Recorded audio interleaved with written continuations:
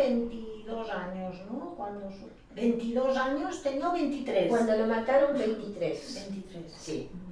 Y entonces le daban un medicamento que se llama Plenur, que contiene un elemento muy tóxico que se llama litio, y él tenía un físico extraordinario, además de bellísimo, bueno, porque las abuelas, pero no hay fotos, hay fotos. Entonces él tenía un cuerpo extraordinario, medía 2 metros, él era muy deportista de varios deportes, se había destacado en Buenos Aires muchísimo en el rugby, por ejemplo, que acá le dicen rugby. Bueno. Y tenis, ¿no? Me dijiste también. Tenis, pádel, sí, bueno, todo un gran nato. nadador, bueno, un deportista extraordinario. Y entonces empezó a desarrollar un vientre que no condecía con su físico, y una cantidad de vello exageradísimo en todo su cuerpo, y un vientre muy duro además, ¿no? Que justamente fue el médico del otro hospital de Barcelona capital, que en cuanto lo vio el primer día, porque cuando los tíos de Francia empezaron a sospechar que algo aquí no andaba bien, le pagaron varias consultas privadas en la parte privada del hospital al que me refiero. Y entonces lo primero que hizo este médico fue pedirle, no le preguntó cuánto tiempo hacía que no le hacían un análisis de sangre, y él no recordaba. Entonces este buen médico le pidió enseguida análisis, y ahí salió, están las pruebas, están las pruebas del laboratorio de todo lo que estoy diciendo, todo, sobran pruebas. Y salió que tenía una gran intoxicación por este Plenur. Y en la tiroides destrozada. ¿No? Bueno, justamente, sí.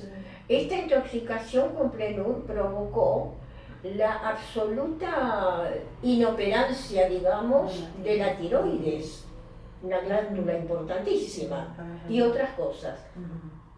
Bueno, ahí recién fue cuando nosotros, mi marido y yo, que ya falleció, y también sus tíos de Francia, empezamos recién a sospechar que toda esta gente, en fin, toda esta gente, entre comillas, con un título de médicos, habían hecho todo esto y habían sabido engañarnos perfectamente durante 2 años, casi 2 años. Y claro, ya mi marido había empezado a estar bastante mal, pero mi reflexión fue, bueno, primero gran sentimiento de culpabilidad, por supuesto, por todo lo que pasó, que todavía no me lo puedo sacar, ni me lo sacaré jamás, creo. Pero la realidad es que yo creo que a todos nos pasa, ¿no? O a casi todos, que cuando algún médico nos dice algo, lo damos inmediatamente por cierto y por hecho. Y esa fue la gran culpa nuestra, mi marido y yo. Pero tú no eres doctora, no tienes ninguna culpa, tú no sabías lo que te... Sí, pero el sentimiento de culpa queda, sí, desgraciadamente. Bueno. Una pregunta que creo que te va a gustar. Si pudieras crear una ley para defender a las personas con problemas mentales, ¿qué pedirías en esta ley? Bueno, no sé si es utópico lo que voy a decir, ¿no? Nunca se sabe. Lo primero que pediría es que los médicos, los psiquiatras, tengan una muy buena formación académica.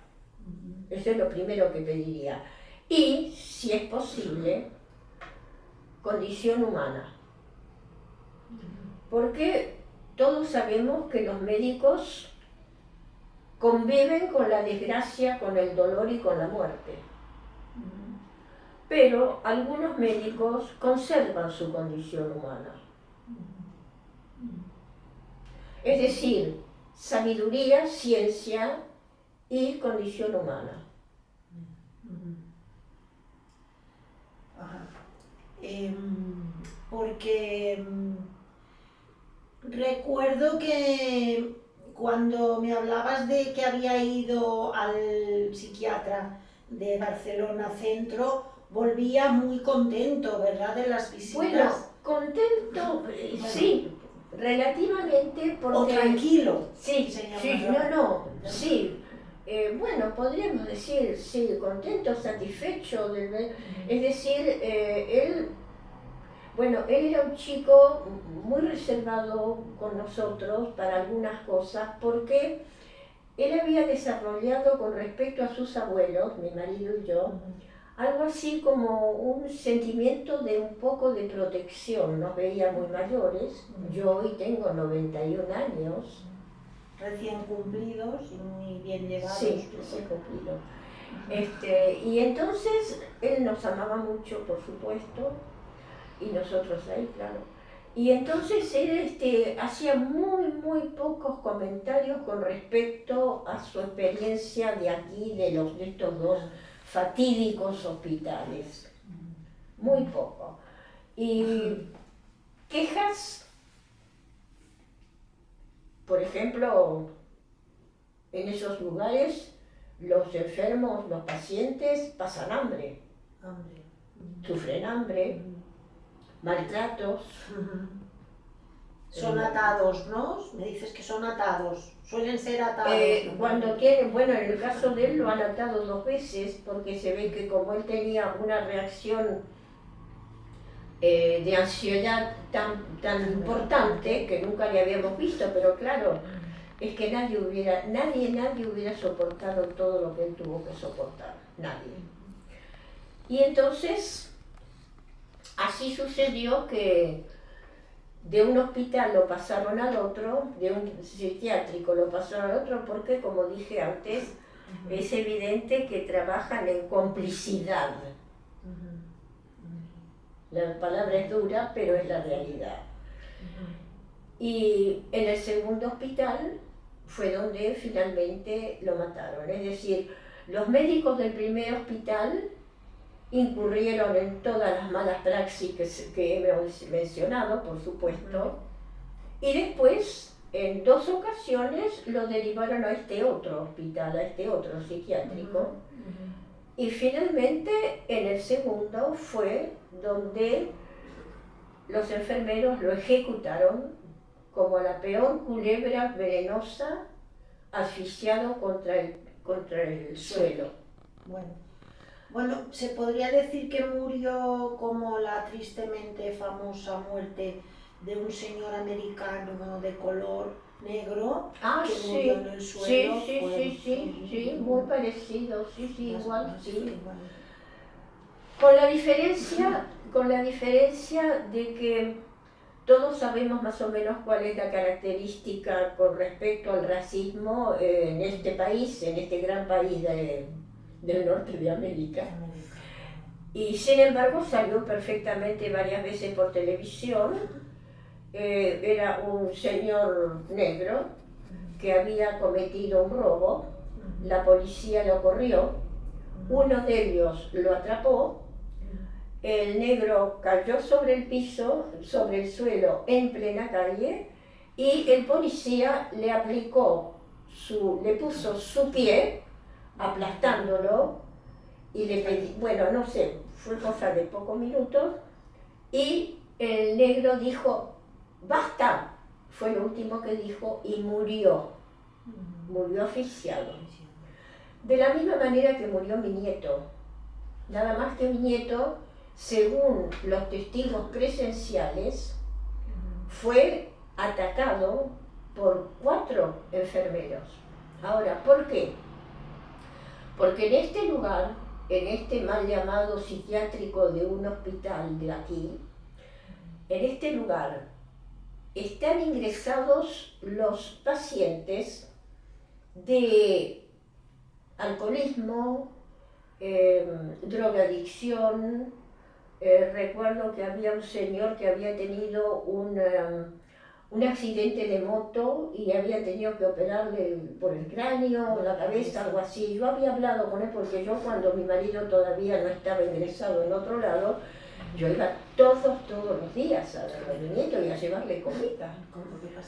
Entonces, eran personas con las cuales yo a veces conversaba un poco así como de paso, personas perfectamente lógicas, pero que tenían otro tipo de problemas. Pero en este, creo que en los 12, en los dos hospitales, pero en este último donde lo mataron al menos, desde las 5 de la tarde hasta las 9 o 10 de la mañana del día siguiente no queda un solo médico.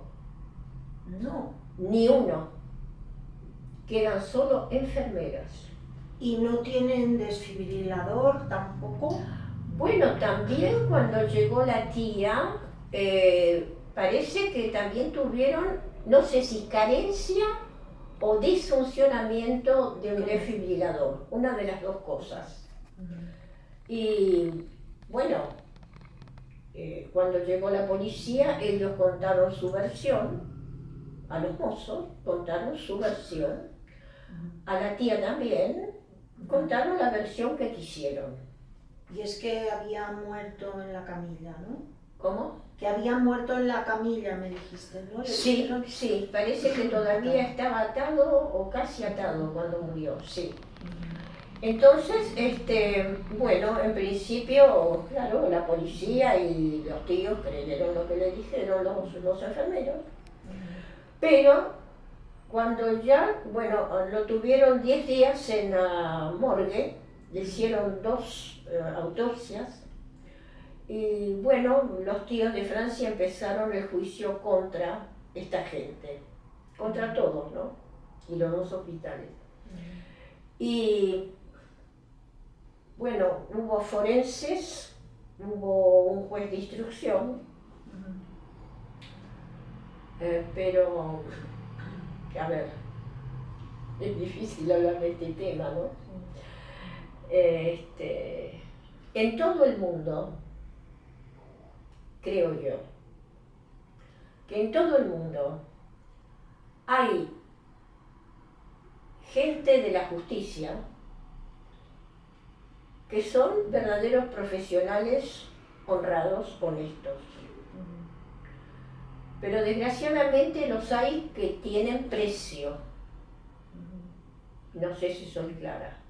Yo creo que sí. Que tienen precio. Entonces el juez de turno, que es un juez de instrucción, del cual podría dar nombre, pero no lo voy a dar, sin duda es uno de los que tienen precio. Y de los psiquiatras forenses y de todos los que participaron. Ahora, ¿qué nos mueve a nosotros? Y yo me pregunto, ¿no? Porque yo estoy actuando en función de lo que era mi nieto. Mi nieto era un ángel de bondad que amaba la vida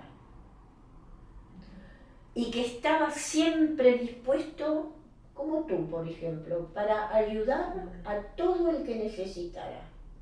Él no podía pasar al lado de alguien que pidiera limosna sin dar algo al menos. Y otras cosas.